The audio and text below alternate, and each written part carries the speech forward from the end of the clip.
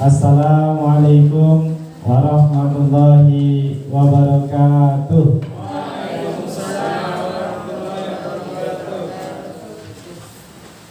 Alhamdulillah. Alhamdulillahirabbil alamin. Alhamdulillahilladzi nawwir qulubana binuril Qur'an wa ahsana akhlaqana bi khuluqil Qur'an. Asyhadu an la ilaha illallah wa asyhadu anna Muhammadan abduhu wa rasuluhu la nabiyya ba'dah. Allahumma shalli wa sallim ala Muhammadin wa ala alihi wa ashabihi ajma'in wa ba'd. Wa qala Allah ta'ala fil Qur'anil Karim, a'udzu billahi minasy syaithanir rajim. Inna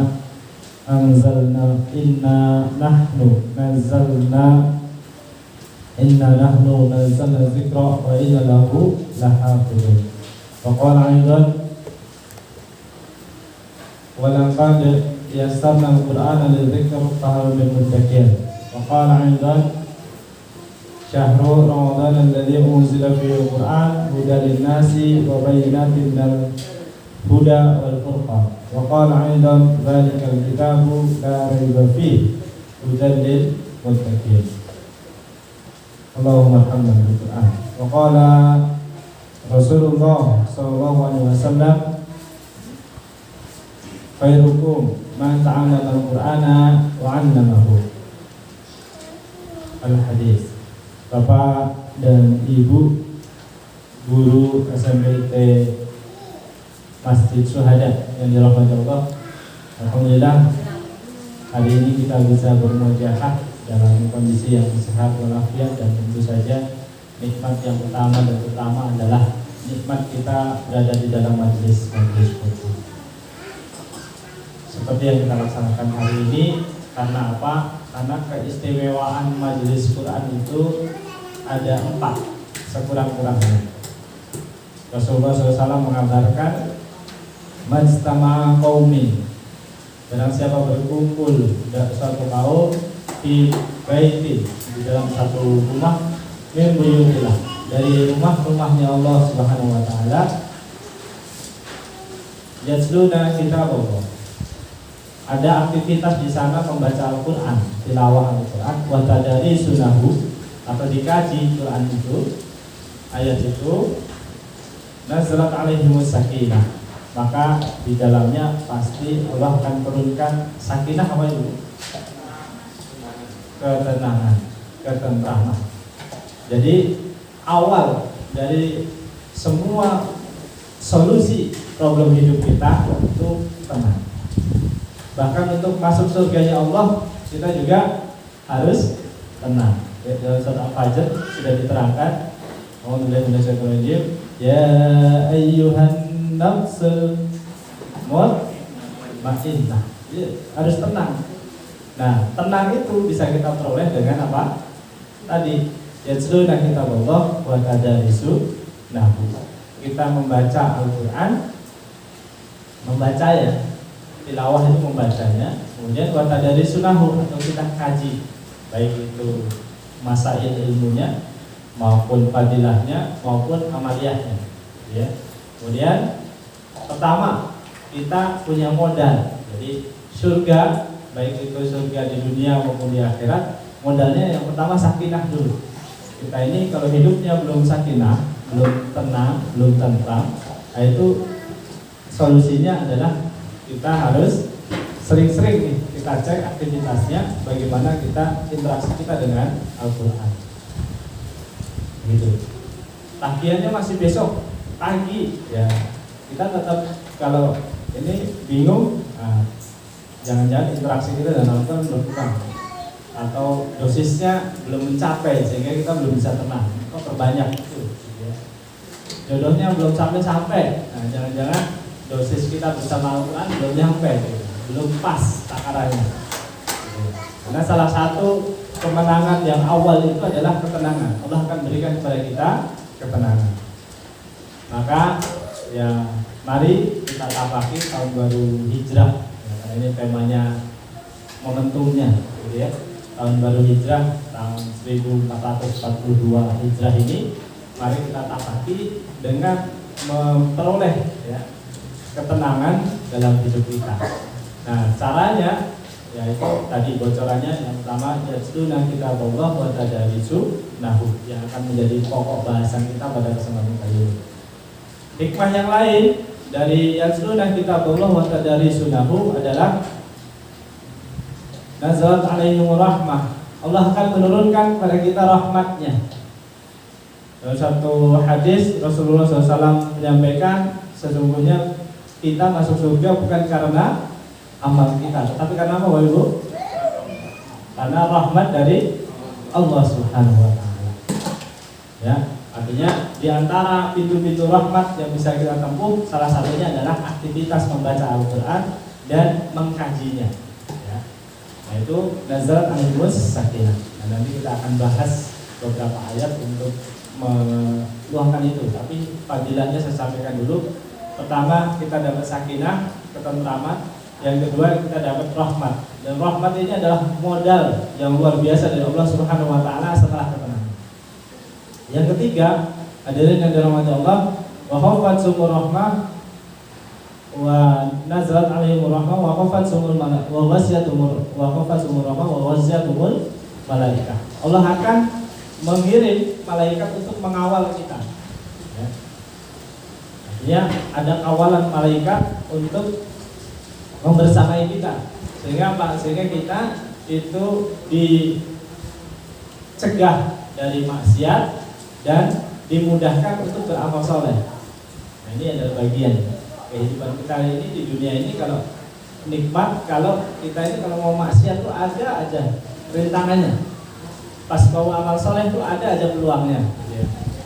Tahu gitu ya. Ini apa? Mau sini pakai gaji 13 enggak, Bu? Gaji 14 ya? Mas panggil dia. Nah, pokoknya ada aja. Ya, gitu ya. Kita mau maksiat tuh ada aja penghalangnya. Pas kita mau taat, baru niat ini sudah ada peluangnya di depan mata. Datang lagi dan seterusnya.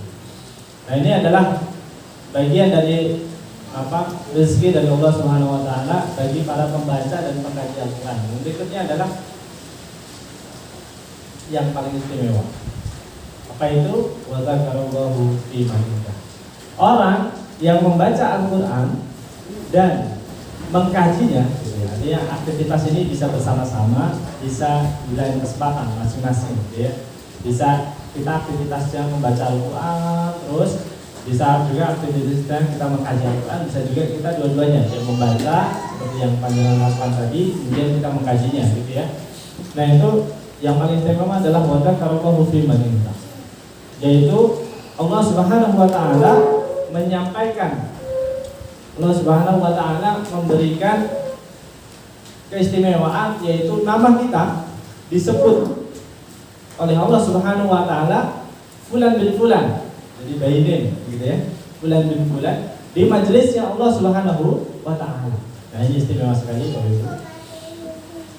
Nah, karena itu ya, di hadis yang lain Rasulullah SAW menyampaikan, barang siapa yang disibukkan dengan Al-Quran dalam rangka berzikir kepada Allah, niscaya dia akan diberikan yang lebih utama daripada orang yang berdoa dan doanya dikabulkan. Ini keistimewaan para sahabat Quran, para ahli Quran, yaitu salah satunya tadi wa dzakarallahu fi man indah. Bapak Ibu, kalau nama kita lagi dibangga-banggakan oleh seseorang, kira-kira pas itu kita nongol gitu, kita minta sesuatu, dikabulkan nggak? Kita lagi dibangga-banggakan nih. Nah, ini Mas Tarmid itu hebat nih. Santri SMP itu ada sampai hampir semua, Allahumma amin gitu. Apa kan dia nongol tuh. Ustaz, saya butuh ini pinjam motor. Ya udah bawa deh gitu ya.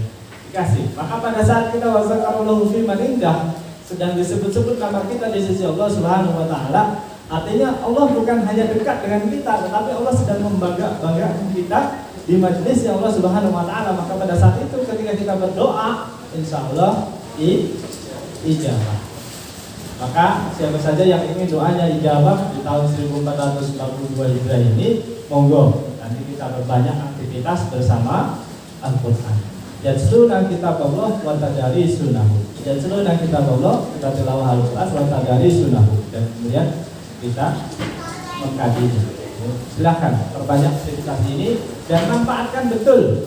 Jadi di dalam Islam itu niat itu memiliki porsi yang sangat diperhitungkan. Karena itu kita niatkan setiap kali hadir kita siap doanya, gitu ya.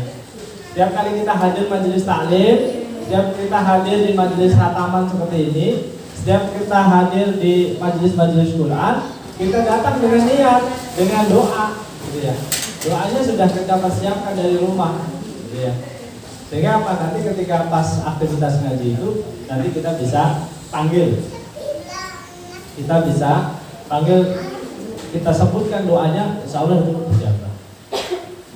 Hadirin yang dirahmati Allah, karena itu dalam Islam kita diperintahkan untuk memperbanyak doa.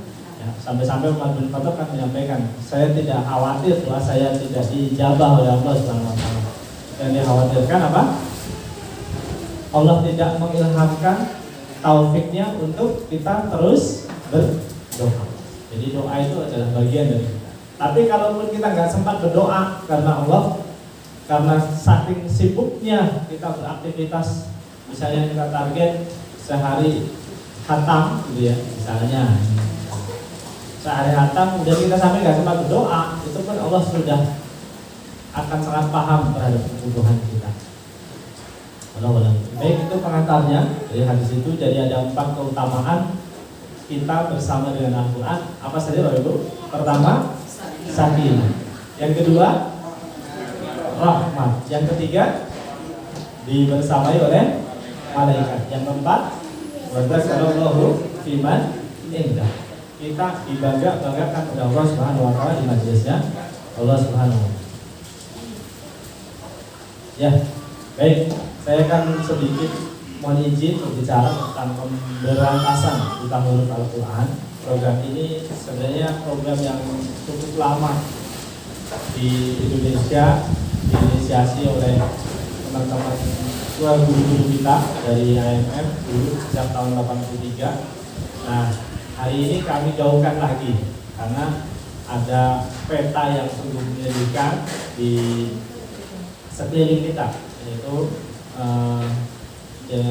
survei dari Institut Ilmu Quran Jakarta menyebutkan bahwa 65% penduduk Indonesia belum bisa baca Al-Quran. Jadi peta hari ini, sebenarnya kami kemarin lebih nyaman kita belajarnya tahsin deh, perbaiki bacaan Quran dan seterusnya. Tapi sebelum awal tahun ini ya, kita ada fakta ini, kemudian ya kita harus turun deh, ya. Harus grounded lagi, gitu.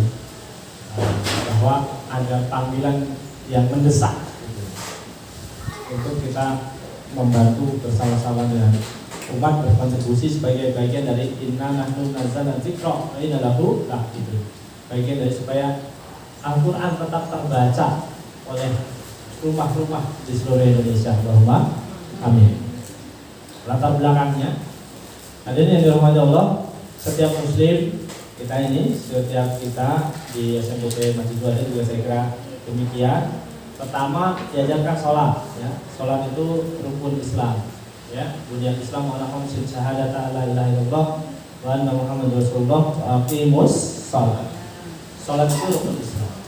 Karena itu kita pasti diperintahkan untuk sholat, dan kita akan ajarkan kepada siapapun yang muslim untuk menegakkan sholat. Nah, setiap kali sholat kita memohon hidayah, ya. Paling tidak ada 2 tempat di dalam sholat kita, setiap rakaatnya kita mohon hidayah kepada Allah Subhanahu Wa Taala. Yang pertama di surat Al-Fatihah ayat 6 dan 7, dimulai dari kata ihdinas siratal mustaqim. Kemudian di duduk antara 2 sujud kita juga mohon hidayah kepada Allah Subhanahu Wa Taala dengan Allahumma firli warhamni wajibni warhamni warzuqni wahdini, gitu ya. Kita minta hidayah. Nah, hadirin yang dirahmati Allah, sebagai gambaran nih, ibu-ibu, saya mau tanya ibu-ibu dan bapak juga ya, saya tanyakan, kalau kita punya anak kita sekarang sekolah pakai daring, ya, jauh, perlu apa?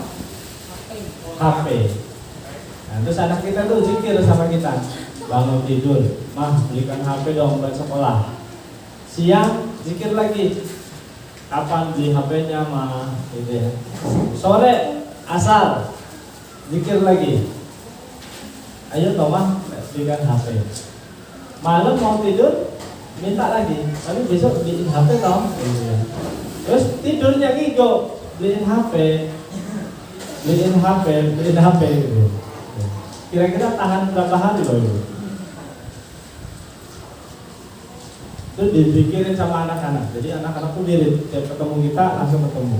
Beliin HP dong, mah, beliin HP dong Bumi, beliin HP dong Abi, beliin HP dong Abah, gitu ya. Beliin HP rumah, gitu. Pagi, siang, sore, bangun tidur sampai tidur lagi, mintanya sama. Kira-kira kita tahan berapa hari loh itu? Sebulan, Masya Allah, sabar banget itu bapaknya.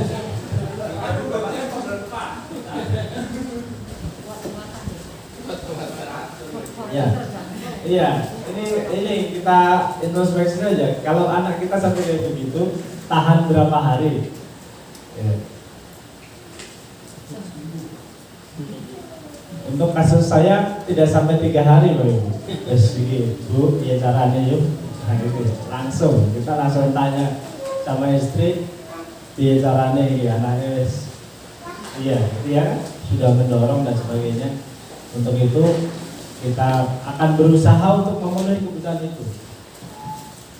Dan memang butuh, Bapak Ibu. Karena ya anak-anak kita sekarang dibutuhkan untuk memiliki keterampilan menggunakan teknologi informasi. Nah, kita akan berusaha memenuhi itu, gitu ya.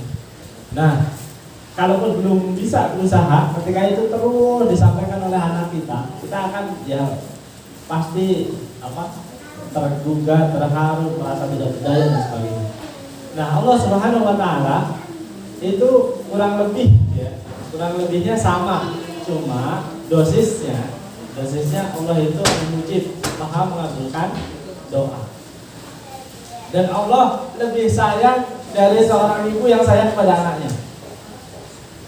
Allah lebih sayang kepada kita daripada sayangnya seorang ibu yang sangat sayang kepada anaknya. Karena itu Allah Ar-Rahim, Ar-Rahman. Maka ketika kita kok sehari minimal 17 kali ihdinas siratal mustaqim, ya Allah berikan kami hidayah kepada jalan yang lurus. Wahdini, berikan kepada kami hidayah. Ihdinas siratal mustaqim. Itu ya, wajib-wajibnya saja 17 kali kita dalam sehari memohon kepada Allah Subhanahu Wa Taala hidayah, maka Allah pasti mengabulkan. Dan ternyata memang Allah sudah mengabulkan doa itu. Gitu ya. Ya, jadi jawaban dari sholat kita itu ada di tetangganya Al-Fatihah. Tetangganya Al-Fatihah siapa? Al-Baqarah. Jadi sebelahnya Al-Fatihah, kapling sebelahnya Al-Baqarah. Al-Baqarah ayat 2 menyebutkan dzalikal kitabu la raiba fihi hudan lil muttaqin. Itu loh kitab Al-Qur'an yang tidak ada keraguan padanya, petunjuk bagi orang yang bertakwa. Jadi jawaban sholat kita itu ya Al-Quran itu. Artinya kalau kita sholat, umat Islam ini sudah kita dorong untuk menjalankan sholat, tetapi sampai misalnya mau pensiun belum bisa baca Quran, berarti itu ibaratnya kita sudah belikan tadi, kalau kasus kita contoh beli HP, sudah dibelikan HP-nya, habis itu HP-nya cuma ditaruh doang, nggak dipakai buat belajar. Pripun rasane? Wis direwangi le tuku larang-larang, potong gaji sisan. Gitu ya, harus berapa bulan puasanya gitu. Sampai di situ nggak dipakai gitu ya. Sudah dibelikan ternyata nggak dipakai gitu.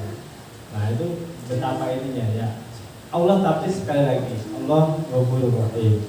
Allah Ar-Rahman Ar-Rahim. Allah mengampuni kita. Ya, artinya kalau kesadaran ini belum ada atau belum hadir di dalam kita, mudah-mudahan Allah karuniakan taufiknya kepada kita semuanya dan kepada tetangga-tetangga kita terutama, dan santri-santri kita ya, adik kakaknya santri kita, orang tuanya santri kita, Allahumma amin. Nah, jadi Al-Quran adalah jawaban dari salat kita. Dzalika kitabul la raiba fihi hudal lil muttaqin. Nah, itu jawaban dari ihdinas siratal mustaqim itu ya Al-Quran itu. Ya. Karena dalam banyak kesempatan dalam Al-Quran sendiri dinamai sebagai al-huda, petunjuk. Nah, di sini salah satunya itu. Nah, tetapi hadirin yang dirahmati Allah, hidayah ini tidak gratis. Tapi perlu diupayakan agar bisa membaca kitab hidayah itu agar benar-benar berbuah menjadi petunjuk dan pedoman hidup. Nah, dari sinilah kemudian gerakan pemberantasan buta huruf Al-Quran itu kita gaungkan lagi. Karena apa? Karena tadi ada hal yang harus kita seriusi, yaitu meskipun ini basic, sifatnya mendasar, tapi ini harus kita seriusi. Ya, Bapak Ibu silahkan menjawab. Nanti tangannya begini, saya gitu ya. Saya nukilkan beberapa hadis, intinya saja. Panjenengan nanti jawab saya. Siapa yang ingin menjadi generasi yang terbaik? Saya. Siapa yang ingin mendapatkan kenikmatan yang tidak terbatas? Saya. Siapa yang ingin doanya diijabah? Saya. Siapa yang ingin menjadi keluarganya Allah Subhanahu wa taala? Saya. Siapa yang ingin mendapat syafaat di yaumil qiyamah? Saya. Siapa yang ingin dibela oleh surat yang dihafal atau sebagai wiridnya? Saya. Siapa yang ingin masuk surga sesuai dengan kesungguhannya? Saya. Siapa yang ingin menjadi ahli kebaikan yang tidak terbatas? Saya. Siapa yang ingin dijemput malaikat maut?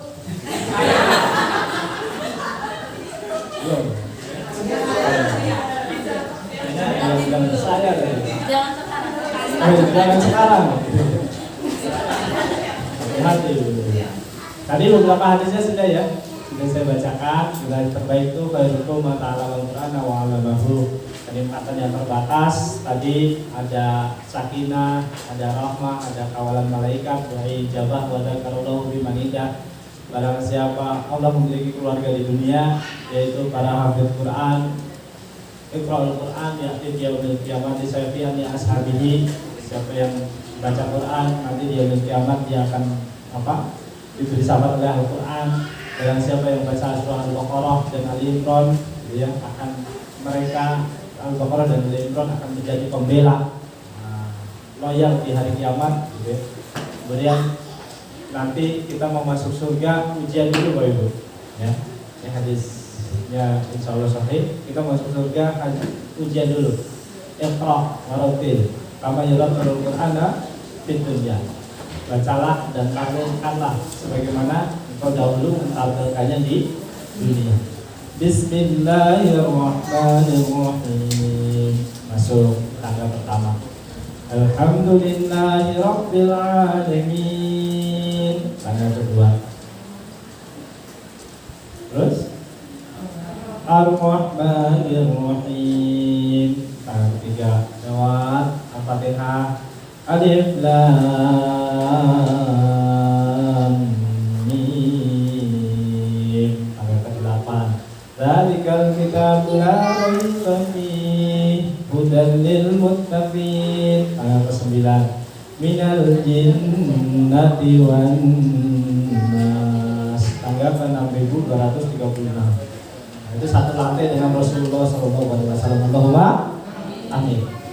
Jadi nanti surga itu bagi umat Islam berlantai-lantai, lantainya gitu ya, sesuai dengan Al-Quran yang dihafalnya ketika di dunia.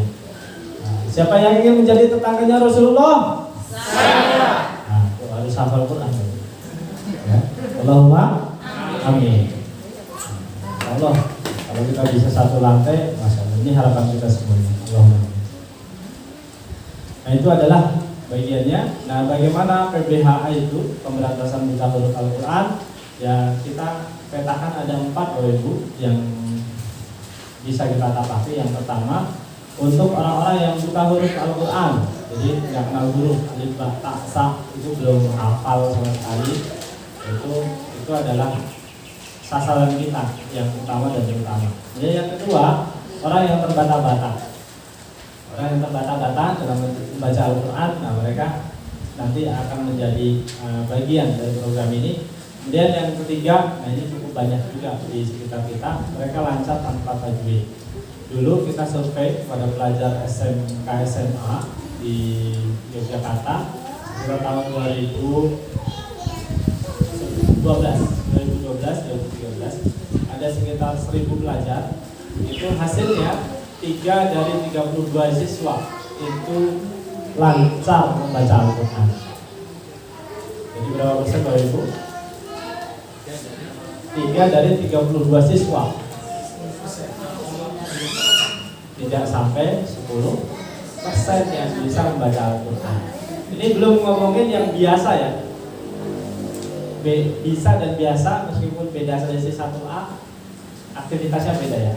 Ada orang yang bisa membaca Al-Quran, ada orang yang biasa membaca Al-Quran. Belum aktivitas itu. Yang terakhir lebih sedikit lagi.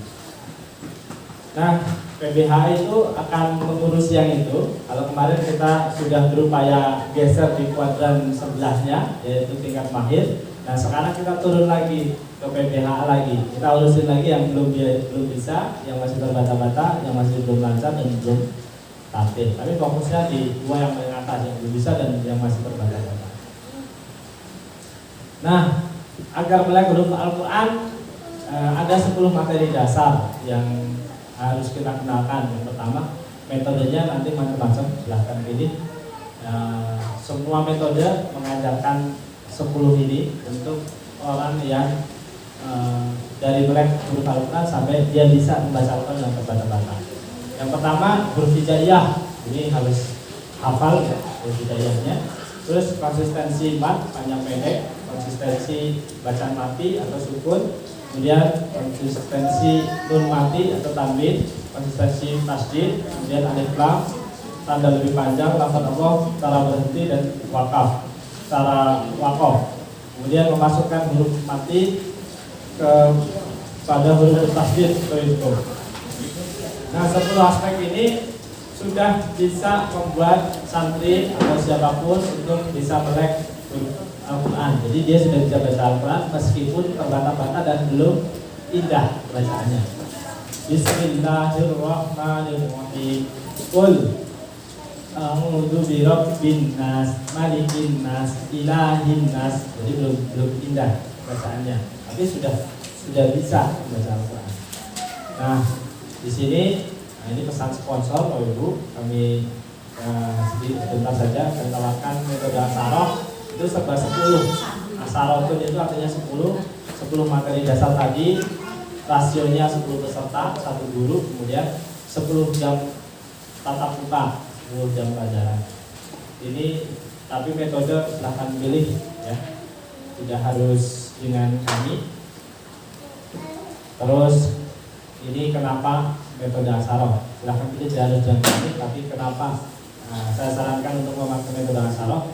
Pertama simple, yang kedua praktis, yang ketiga ritmik, ada iramanya untuk membantu menghafal kaidahnya. Kemudian runtut, tahapan pembelajarannya mudah diikuti, teruji, jadi kita sudah ada sejak tahun 2004. Kemudian terjangkau, ada modulnya, ini bisa ditemukan Mas Jemi, harganya 20.000 ya, hampir sama dengan Iqra yang KPS.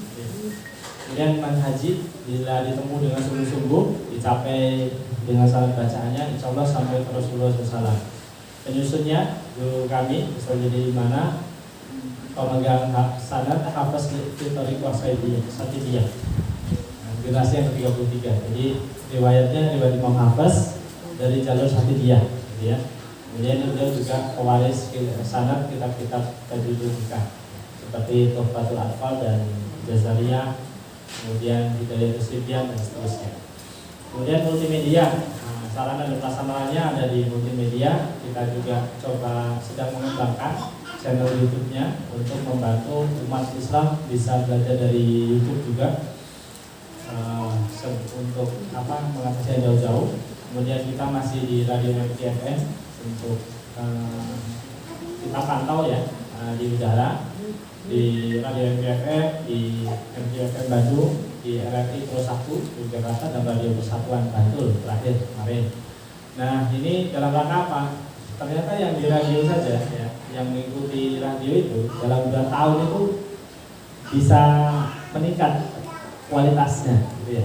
Artinya dengerin radio tiap maghrib sampai isya itu selama 2 tahun itu ada peningkatan kualitas bacaannya. Artinya mereka interaktif, dari yang interaktif itu ternyata bisa membantu juga gitu ya, untuk memperbaiki bacaan.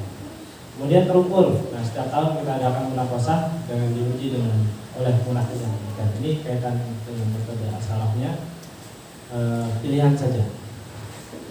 Nah, untuk ini karena ini momentum baik, momentum hijrah, itu bagaimana kita berkontribusi.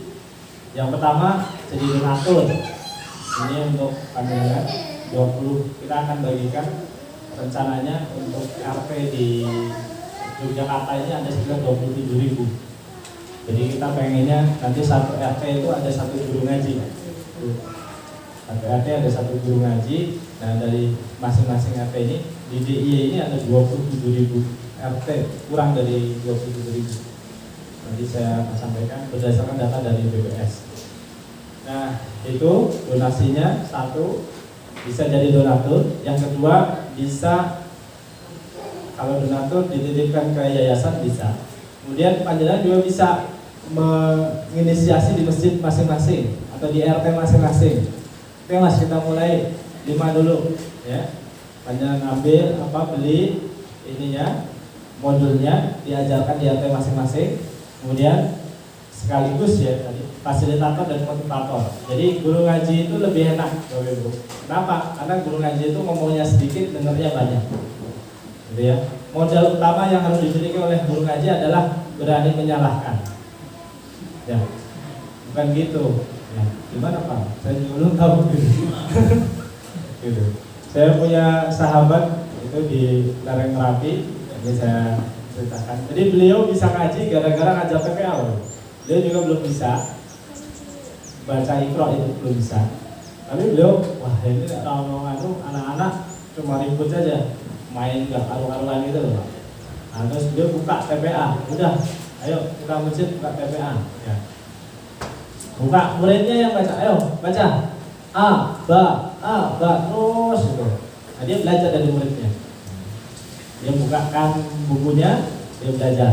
Ya. Sampai dia salah orang ini tak ini, orang yo Pak, ini sekolah ini ba gitu. Terus sampai dia sendiri akhirnya bisa selesai Iqra 4. Belajar kepada muridnya. Pas Iqra 5 udah mulai goyang. Nah, baru hubungi kita. Nah, ini artinya Allah akan berikan kemudahan bagi kita ketika kita melangkah. Dalam bahasa perdagangan tuh, dalam bahasa bisnis kita 1000 langkah dimulai dari 1 langkah. Kemudian menjadi relawan. Nah, ini dengan ngajar nggak pede, jadi donatur belum ada, gitu ya. Kemudian menginformasikan, oh Mas, RT ku butuh 5, tempat saya butuh guru ngaji. Saya ini ada donatur yang potensial, silahkan didatangi dan seterusnya. Itu bagian dari keterlibatan kita di pemberantasan hutang berkelanjutan ini, kemudian menjadi penyelenggara. Nah, kalau panjenengan Bakoh dari sisi yang semua tadi, ya, panjenengan bisa menginisiasi PPHA di lingkungan.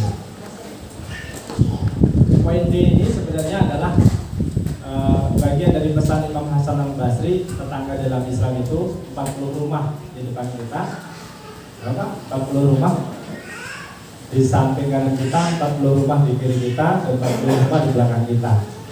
Rasulullah menyampaikan barang siapa yang dia kenyang, tetangganya kelaparan, maka bukan umatku orang yang kenyang, tetangganya kelaparan. Nah, hari ini dalam konteks yang kita bahas ini, tetangga kita itu kelaparan hidayah, Pak. Ya, mereka sama sekali nggak kenal kita hidayah, yang senantiasa mereka minta, tidak mengetahui cara pakainya, gitu ya. Jadi mereka beli HP masih utuh dalam kotaknya, masih bersegel. Kenapa? Karena nggak bisa pakainya, Pak. Gitu. Nah itu monggo, ya. Ini ada keterlibatan yang kami kontribusi yang bisa kita lakukan bersama-sama. Kemudian Nah, ini adalah bagiannya ya. Ini gerakan ini kita launching di 8 Mei tahun 2011 di Win Sunan Kalijaga, gerakan mengajar Al-Quran setiap hari. Beberapa tahun yang lalu, 5 tahun yang lalu, kita sudah meluncurkan satu desa satu hafid Quran dan diterima oleh Bapak Bupati Kabupaten Kulon Progo waktu itu Pak Hasto. Kemudian disusun perda satu lulus SD khatam Quran. Jadi lulus SD ada mereka Kulon Progo sekarang punya program lulus SD khatam Quran, khatam membaca binator ya. Nah, sekarang kita bikin lagi, harapannya satu RT satu guru ngaji. Nah, nanti mari kita wujudkan. Bapak Ibu yang sudah punya keterampilan ya dikit-dikit lah gitu ya dari tadi, mari kita menjadi bagian dari gerakan mengajar Al-Quran setiap hari dengan satu RT satu guru ngaji. DIY itu saya bilang hampir 27.000 RT Pak di DIY ini data BPS tahun 2013. 2.525 RT di Jogja kota.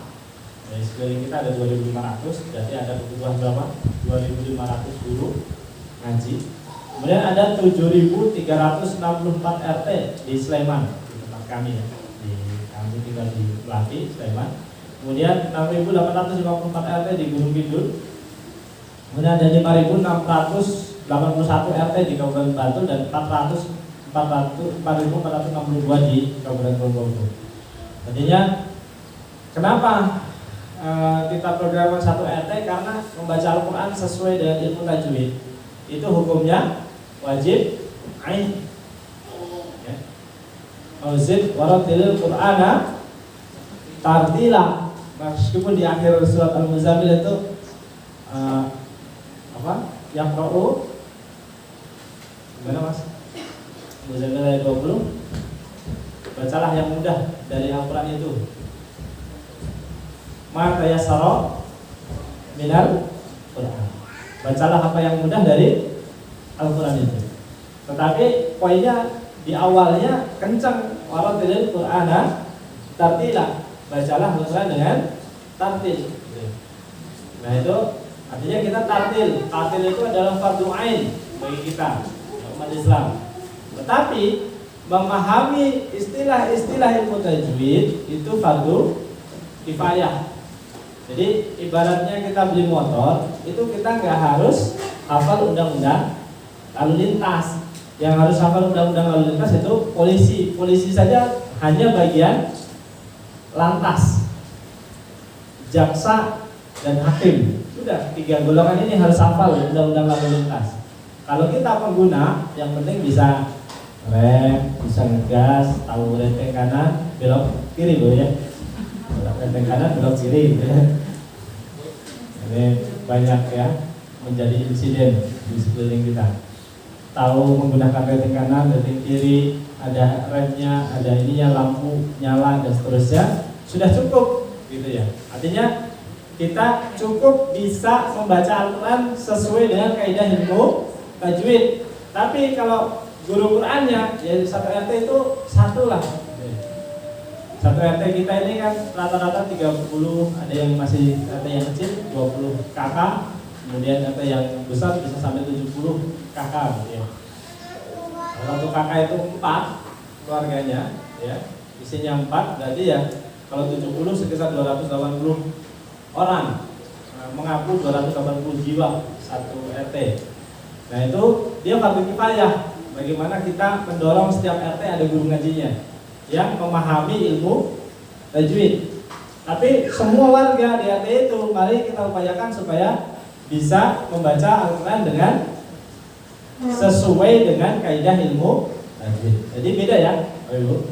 Kita tugas kita itu membaca, ya, membaca Al-Quran sesuai dengan kaidah ilmu tajwid. Tapi kalau yang paham ilmu tajwid tidak harus semuanya. Tapi kalau kita menjadi orang yang paham, berarti kita menggugurkan dosa orang sekampung. Ya. Artinya kalau di satu RT itu ada yang sudah paham ilmu tajwid, berarti orang sekampung nggak berdosa karena kewajiban kifayahnya sudah dipenuhi. Tapi kalau satu RT kalau belum ada yang paham ilmu tajwid, nah itu bisa kamu dosa.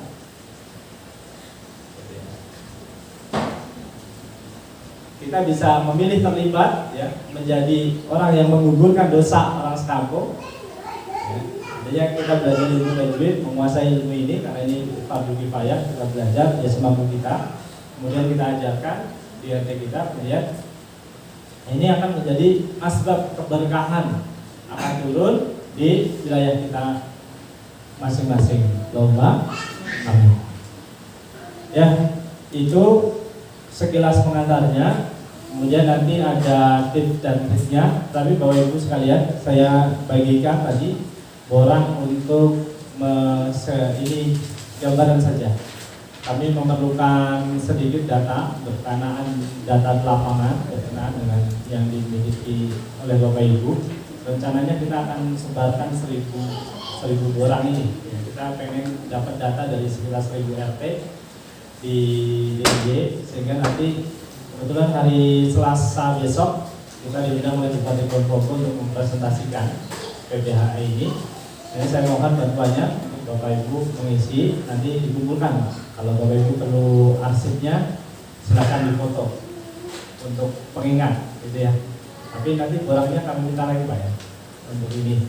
Monggo silakan di ini sebagai bekal kami nanti mempresentasikan, gitu ya, kepada Bapak Bupati Ponorogo untuk PBHA di Kabupaten Ponorogo besok hari Selasa.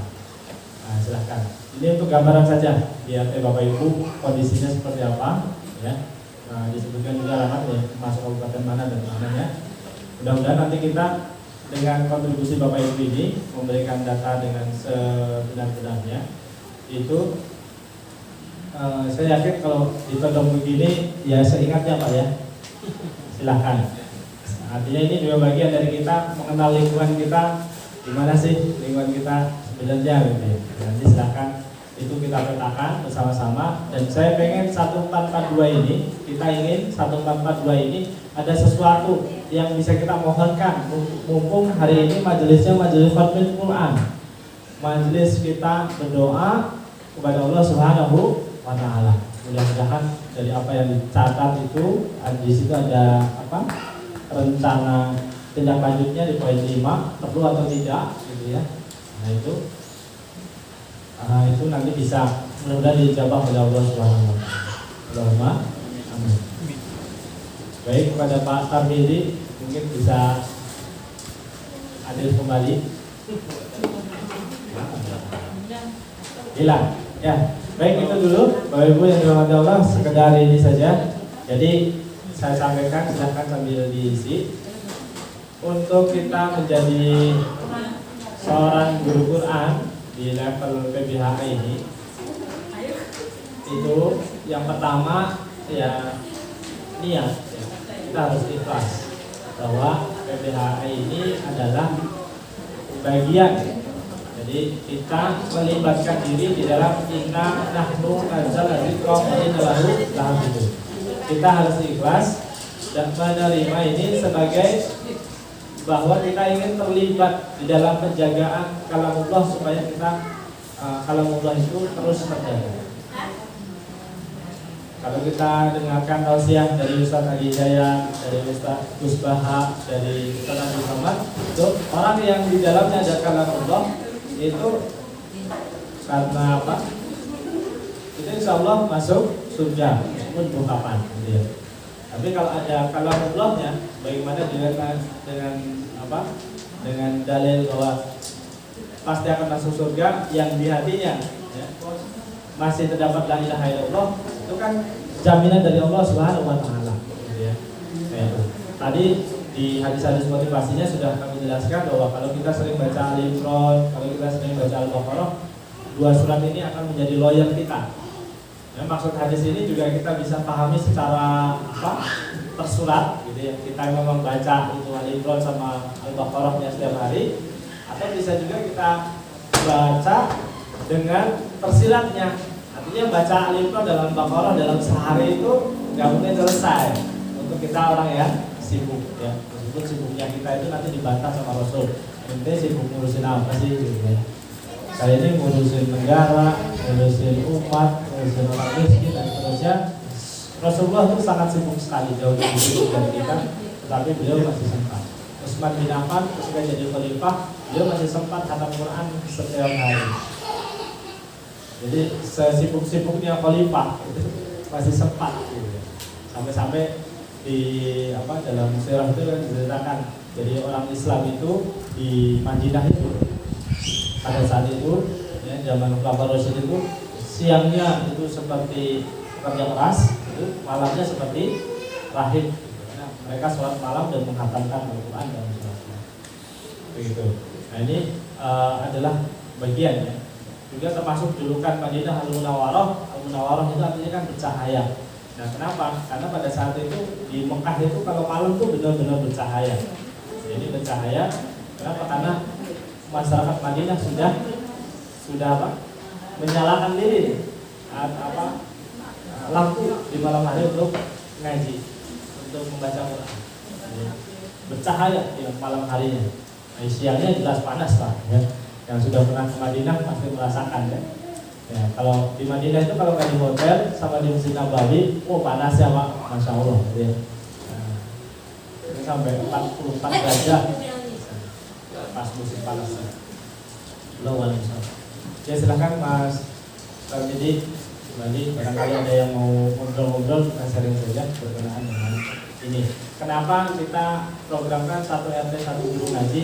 Kita akan belajar dari kisah Mus'ab bin Umair.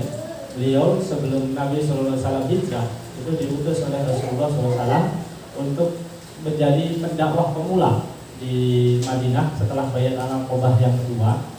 Kemudian Rasulullah SAW mengirim Mus'ab bin Umair. Tugasnya Mus'ab bin Umair adalah memastikan bahwa satu rumah di Madinah itu ada orang Islamnya satu.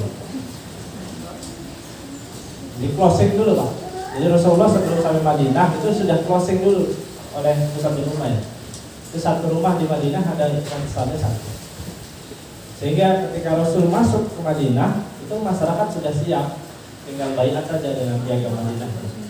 Ada sih memang yang masih Yahudi, ada yang masih Nasrani, ada yang masih Majusi, ada yang masih ateis dan sebagainya. Tetapi itu pengaruhnya sudah tinggal sepertiga.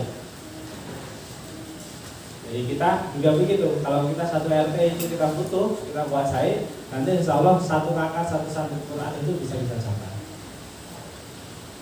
Gitu. Tapi kalau kita baliknya modelnya pendekatannya satu kakak, satu santri Quran itu akan berat. Tapi kalau kita masuk, pokoknya saat RT ini di lingkungan tempat tinggal kita minimal ada satu lah dulu ngajinya. Ya, nah itu nanti kita bisa capai. Karena rasionya tadi. Terus ketika Rasulullah hijrah, ya sudah siap masyarakat Madinah. Hampir sepertiga. Ketika kalau diadakan referendum itu, ya suaranya sudah punya modal sepertiga. Tinggal yang 20 supaya dia bisa 50% plus satunya lobby. Gitu. Nah itu berhasil dilakukan oleh Rasulullah SAW. Artinya hijrahnya Rasulullah SAW itu bukan tanpa perencanaan, gitu ya. Bukan karena diusir, bukan.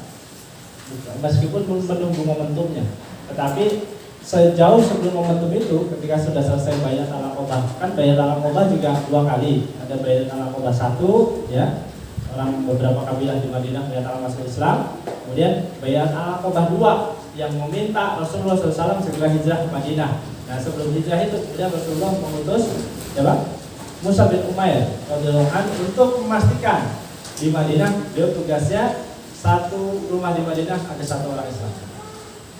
Sehingga ketika ada berita-berita hoax itu ya berkenaan dengan persiapan hijrah itu langsung bisa dikonter oleh umat Islam yang ada di rumah-rumah di Madinah. Ketika kita juga menguasai pasar, Abdurrahman bin Auf berusaha untuk menguasai pasar Madinah. Rasulullah tidak merobohkan pasar Madinah yang sudah ada, tetapi yang dilakukan oleh Rasulullah SAW, beliau kemudian memerintahkan kaum Ansor untuk membebaskan lahan. Jadi pasar Madinah diperluas sampai 4 kali lipatnya. Kemudian Muhajirin dan Ansor silahkan berjualan di area yang baru, yang 3/4 itu. Sehingga apa? Sehingga umat Islam kemudian menguasai 3/4 dari pasar Madinah yang baru. Gitu. Artinya hijrahnya itu mesti kita ada perencanaan. Jangan hijrahnya, waduh nih kontrakan habis berubah ya, nggak enak banget itu Pak hijrahnya ya. Jadi hijrah kita itu mestinya hijrah yang bernilai. Ada value yang kita tawarkan, sebagaimana kita juga ittiba kepada Rasulullah SAW. Ketika beliau masuk ke Madinah, berarti pada saat itu beliau sudah siapkan dulu peranata-peranatanya, kemudian masuk di Madinah langsung MOU ya. Bayangin orang kalau kita pelari ya habis kontrakan gitu, lalu pindah ke Madinah, di Madinah juga ini mas adanya segini gitu ya. Tapi beliau masuk ke Madinah itu sudah ditunggu oleh umat Islam di Madinah. Kemudian sudah disiapkan, dia akan lobby dengan siapa saja, dia akan berunding dengan siapa saja, itu sudah disiapkan jauh-jauh sebelumnya oleh kabilah-kabilah di Madinah. Nah, ketika itu kemudian tinggal tanda tangan saja, poin-poin yang disepakati, musyawarah, dan tanda tangan. Nah, kemudian ditapakilah, kemudian ditata kota Madinah itu sehingga menjadi Madinah Al-Munawwarah. Dan satu poin yang menjadikan kita menjadi munawwarah atau bercahaya itu adalah Al-Quran. Baik, silakan Mas Ustaz Tarmizi, kami bersama. Jazakallah pada Ustaz Wawan yang telah menyampaikan tausiahnya kepada kita semua. Insyaallah kita ya dari pesannya gitu dari kita selaku guru ya, mungkin selaku pengajar, pendidik, gitu ya, punya tanggung jawab yang besar gitu. Rohbanun billahi wa fi'san billahi. Menjadi rohib di malam hari, tapi ketika siang kita seperti singa. Jadi totalitas ya, tapi malam menjadi rohib. Baik, ada pertanyaan mungkin dari Bapak Ibu guru, boleh konteks tentang Al-Quran boleh, atau mungkin konteks yang lain yang mungkin mau diceritakan, mau disampaikan. Ya, pengalaman hijrahnya atau mungkin mau cerita atau sebagainya boleh. Ada yang mau disampaikan, ada yang mau ditanyakan mungkin. Ada Ustaz Al-Kirah? Ustaz Dwi, Ustaz Takhir sudah ya. Yang belakang ini kelihatan khusyuk banget tadi ya pas kajian itu, masya Allah khusyuk semua, nunduk semua masya Allah ya. Turunnya sakinah, gitu ya, nunduk semua, masya Allah, kelihatan fokus, masya Allah. Ini memang kan masya Allah fokus sekali ya. Jadi ambil lihat streaming kayaknya di IG ya. Baik, ada pertanyaan? Ya ada. Gimana Ustazah Yamidah?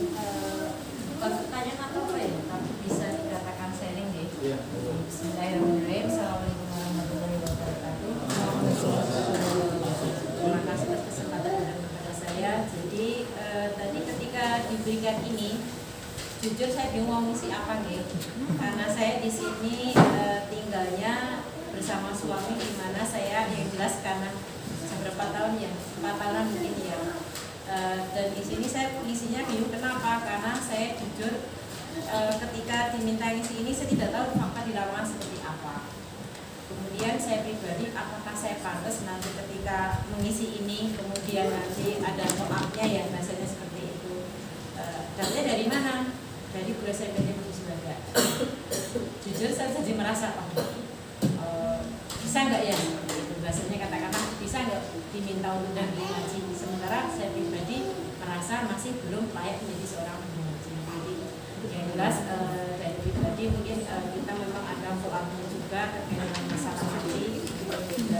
Saya berharap dari program ini dulu untuk mengadakan program bagaimana meningkatkan tahsin dari guru SMP Surabaya. Ketika nanti ada follow-up dari ini, kita sudah layak untuk bersudah. Guru SMP Surabaya bisa dijadikan untuk guru ngajinya di antara yang bersangkutan. Itu yang pertama. Kemudian yang kedua, yang di pemikiran saya adalah bagaimana cara kita mengajak di lingkungan sekitar kita yang sangat beragam sekali masyarakatnya, di mana ya kalau saya pribadi ini Bapak Perso, saya tinggal di Jebongan Bapak. Iya. Makanya dingin dong deket ya. Karena saya disibukkan di sekolah dan saya bersosial di masyarakat itu mungkin lebih banyak ke sekedar arisan saja nih, kalau terjun seperti apa di dalamnya saya kurang lebih paham, tapi mungkin Bapak lebih paham dengan beragamnya wilayah saya itu seperti apa. Dan untuk pemikiran kita itu bagaimana cara mengajak yang notabene ada di pendidikan tinggi tapi juga ada yang belum paham benar dengan masalah bagaimana sadar pentingnya ngaji itu seperti apa.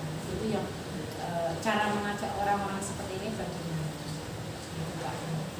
Itu saja dari saya, sekedar sharing, tapi juga bisa jadi harapan saya pribadi selaku studi SMPT Siswada. Siapa tahu nanti kita ada kesempatan jadi guru ngaji, seperti itu. Saya ini beratnya sama yang pertama tim dinia ini, ternyata saya beratnya ke tim dinia, yang kedua mungkin saran dari Bapak. Matur nuwun, sekian dari saya. Wassalamualaikum warahmatullahi wabarakatuh. Waalaikumsalam. Baik, yang pertama berkenaan dengan kompetensi itu ya kita berproses dulu.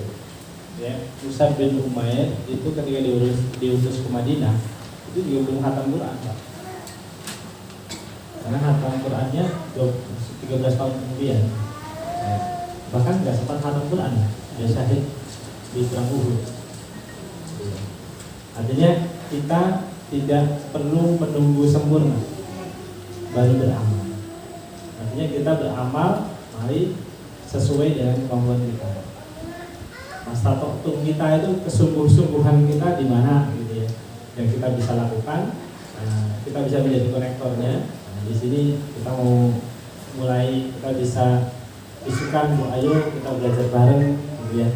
Itu kita nggak usah nunggu itu. Utsman bin Affan ketika hijrah Habasah 1 dan 2 juga baru beberapa ayat saja. Bahkan Umar bin Khattab ketika dia masuk Islam baru Toha ma anzalna alaiha litasqa, baru beberapa ayat saja masuk Islam, kemudian langsung nantang sama Rasulullah SAW. Ya Rasul, bukankah yang kau bawakan ini adalah kebenaran? Iya. Kenapa diam-diam?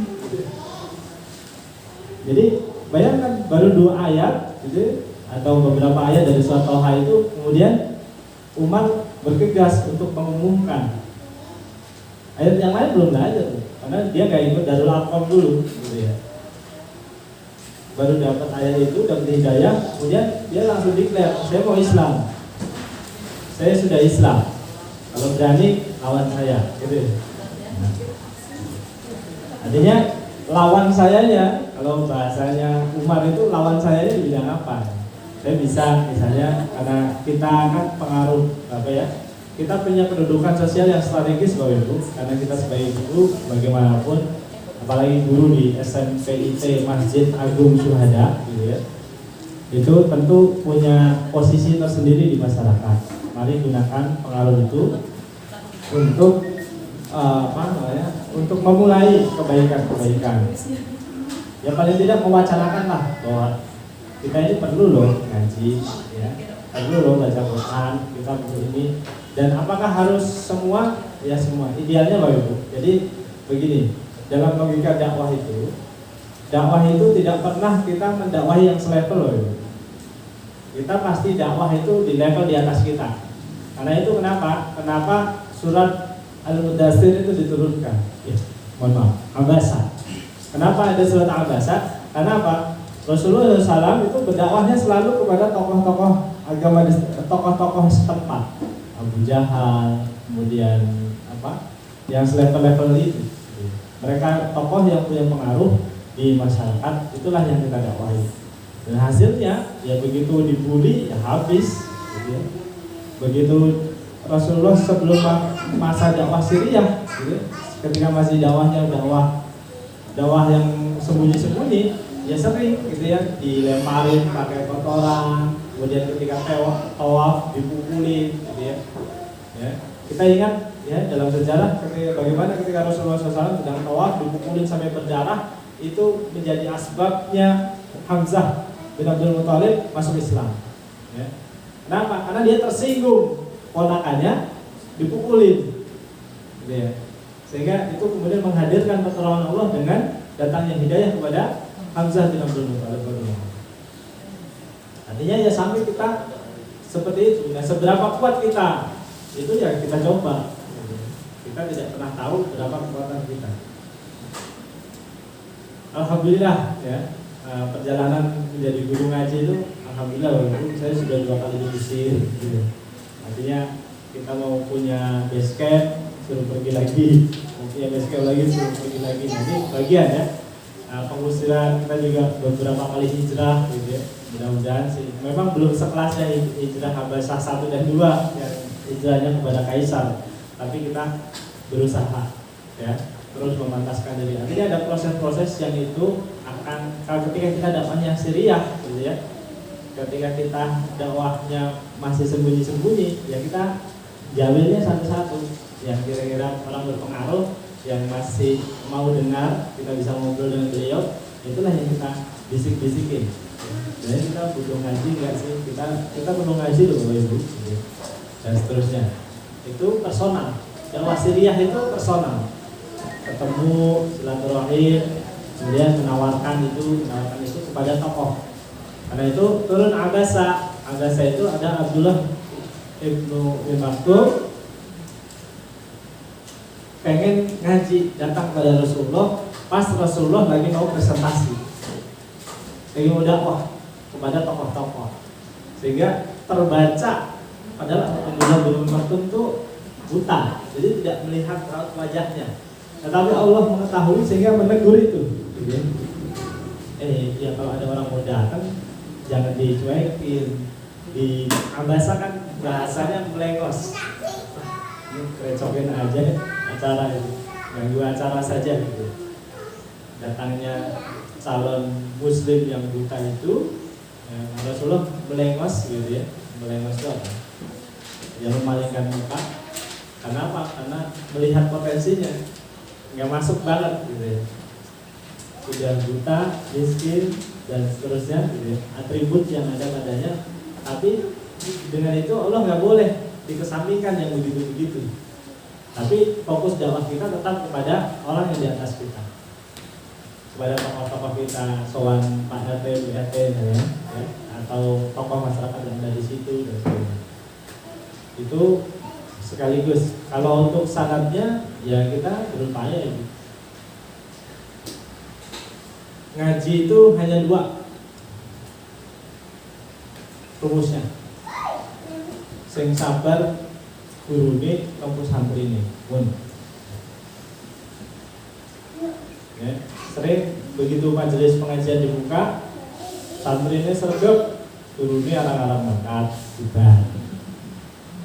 Yang kedua, gurunya sregep, santrinya rata jujur, bukan. Tapi kalau dua-duanya itu ketemu di kesabaran yang sama, gurunya yang rajin, santrinya juga rajin, insya Allah dapat. Jadi ya, di program di SMI juga sama ya. Ketika kenapa di sekolah-sekolah formal seperti ini bisa lebih tertata pendidikannya, karena dua-dua ini bisa terfasilitasi dengan baik. Gurunya juga dikondisikan rajin, harus datang tepat waktu, ada penilaian tertentu, ada sebagainya. Muridnya juga sama, gitu ya, dikondisikan supaya rajin. Tapi kalau di masyarakat di ini kita harus punya daya tarik untuk bisa menciptakan 2 kondisi ini. Kalau 2 jalan, insya Allah masalah waktu ketercapaiannya Allah walam ya. Ada yang memang secara teoritis kan kita 10 kali pertemuan sudah bisa baca Quran Bu. Tapi ya ada yang kondisinya memaksa kita sampai 20 kali pertemuan tetap masih gradul gitu ya. Ya. Bahkan ada yang sampai 2 tahun gitu ya. Masih ini ya, karena tadi yang ini kalau di masyarakat itu kalau bukan formalnya sekolah itu kadang-kadang datangnya beda-beda ya. Yang minggu ini yang komplit grup sebelah sana, minggu berikutnya yang agak komplit yang sebelah sana ganti lagi, muridnya ganti-ganti terus sehingga materinya tidak beranjak-anjak. Nah itu problem di lapangannya seperti itu, tetapi hal yang harus segera kita lakukan adalah berkenaan dengan kompetensinya. Ini sekaligus juga ya kita ini bagaimanapun ya, panjenengan yang sudah menjadi guru di SMP IT Masjid Syuhada itu kan tetap menganut ya, memahami bahwa nahnu Jumat qabla ala kulli syai'in. Untuk yang ibu-ibu al-ummah madrasatul ula. Ibu-ibu adalah madrasah yang pertama. Itu maka ya ini bagian ya, yang harus kita tumbuhkan lagi. Kalau kita satu RT aja nggak kenal, ya berarti tadi nasihat dari Imam Hasan al-Basri belum nyampe. Yang harus kita kenal itu bukan main-main, 120 rumah di sekeliling kita, 40 rumah depan kita, 40 rumah samping kanan kita, 40 rumah belakang kita, 40 rumah kiri kita, 120 rumah, bukan hanya dasawisma. Jangan sama dasawismanya nggak kenal ya. Dia datang kalau cuma arisan, yang bapaknya nggak sempat sampai nggak sempat roda gitu. Nah, ini juga bagian. Artinya kita sebagai dai dan daiyah, lebih khusus karena kita membawa nama besar Masjid Agung Syuhada, ya tentu saja kita harus lebih ya. Kan kita doa wa ja'alna lil muttaqina imama. Kita tuh doanya sungguh-sungguh Pak ya. Wa ja'alna, ya Allah jadikan kami lil muttaqina, bagi orang-orang yang bertakwa, imaman, pemimpin. Kalau orang bertakwa sholat, kita juga sholatnya harus baik. Orang yang bertakwa puasa, kita puasanya juga baik. Orang yang bertakwa sedekah, kita juga sedekahnya harus berlomba-lomba. Orang yang bertakwa berdakwah, ya kita juga harus dakwah. Jadi mari momentum hijrah ini silahkan. Kalau hari ini misalnya datanya masih ngawang-ngawang, ya silahkan, tapi diisi aja. Itu sekaligus untuk mengukur panjenengan semuanya. Bagaimana kita ke depan harus care pada lingkungan kita. Ini masuk surga nggak asik Bu kalau sendiri, karena surga itu seluas langit dan bumi. Bayangin, kita rumah petak berapa? Tipe 36 aja sempitnya, Masya Allah gitu ya. Meskipun sudah paling luas untuk ukuran kita, nanti di surga kita diganti berapa? Seluas langit dan bumi, bayangin. Kita rumah yang sekarang gitu ya, itu kadang-kadang mau nyari anaknya aja susah. Nanti kalau kita di surganya sendirian, anak kita main kemana gitu, bingung. Seluas langit dan bumi Bu. Ya, makanya mari kita ajak 1442 ini, kita masuk surga bersama keluarga kita, Allahumma amin, bersama tetangga-tetangga kita, Allahumma amin, ya, bersama seluruh masyarakat di seluruh. Silahkan. Ini sebenarnya kami bantu ya, peta dakwah ini kami bantu untuk panjenengan semuanya mengenal juga ya tetangga-tetangganya. Saya kayak gitu ya, boleh gitu. Untuk masukkan kepada Bapak Ibu sekalian seperti itu, tapi kalau internal kebutuhan kami seperti itu. Allahumma ya. Marilah kita jadi muslim yang sebenarnya, menjadi munawwarahnya ya. Cahaya bagi lingkungan kita. Mungkin tidak fokus menjawab, tapi mudah-mudahan sudah terjawab apa yang kita sampaikan. Untuk ini penjenjangannya nanti ada untuk tahsin, ada penjenjangannya Bu. Kalau di tahsin 24 kali pertemuan reguler, kalau mau dipadatkan 3 hari dari jam 8 sampai jam 5. 3 hari. Ya, dari jam 8 sampai jam 5. 3 hari berturut-turut. Karena kalau seminggu sekali khawatir pas minggu keduanya udah pasti mau materi.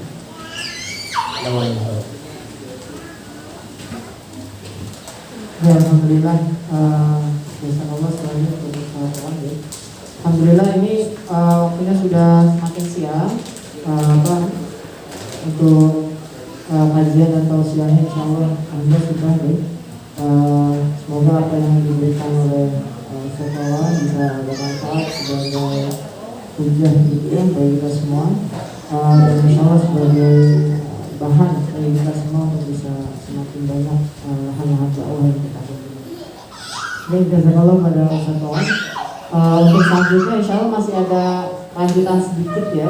Tadi mungkin yang belum selesai Ini sebagai saya serahkan ke Ustadz Arif karena ini ada sedikit tadi yang belum selesai dan juga mungkin nanti doa Al-Quran nanti disampaikan oleh Ustadz Ebri atau Ustadz Arif ya, terserah. Ustadz.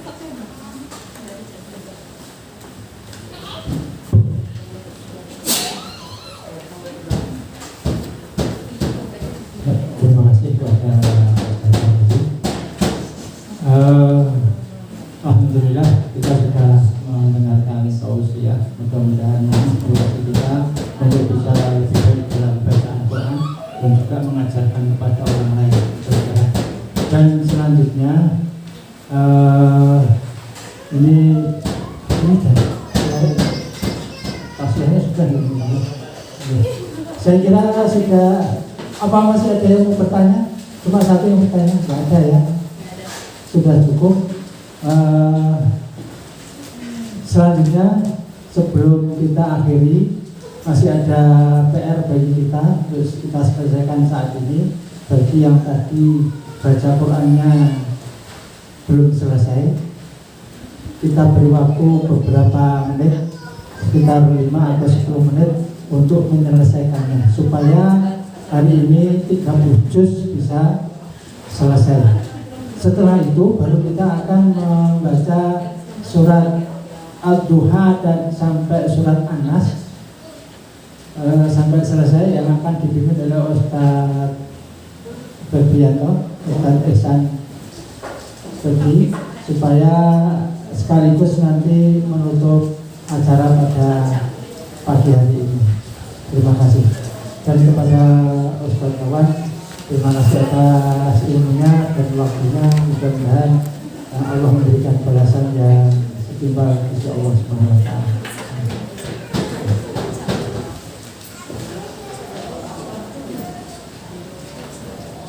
Bagi yang tadi belum selesai langsung saja dilanjutkan nih. Kemudian bagi yang membantu bacaannya supaya cepat selesai, saya kasih waktu 5 atau 10 menit, insya Allah bisa selesai. Oke. Yang lainnya break dulu sambil menunggu temannya yang menyelesaikan bacaannya. Terima kasih.